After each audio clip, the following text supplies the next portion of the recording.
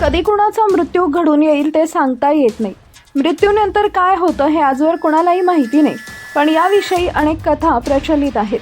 काही लोक मृत्यूनंतरचं आयुष्य खडतर असल्याचं सांगतात, तर काहींना विश्वास आहे की मृत्यूनंतर आयुष्य आणखी चांगलं असतं.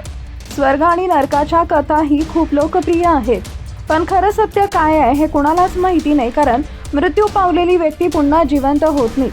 मात्र आता एक धक्कादायक घटना समोर आली आहे. जीन लॉंग नावाच्या व्यक्तीनं तो मृत्यूनंतर पुन्हा जिवंत झाल्याचा दावा केलाय आणि मृत्यूनंतर त्यानं काय काय पाहिलं याविषयी त्यांनी स्वतःचा अनुभव शेअर केलाय.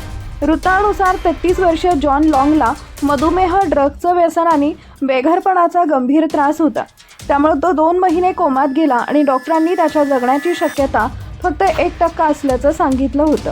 मात्र लाईफ सपोर्ट मशीन बंद झाल्यानंतर तो तब्बल 1 तास मृतावस्थेत होता आणि अचानक जिवंत झाला. जीनच्या म्हणण्यानुसार त्या काळात त्यानं स्वतःला ऊर्जेच्या महासागरावर चालताना पाहिलं.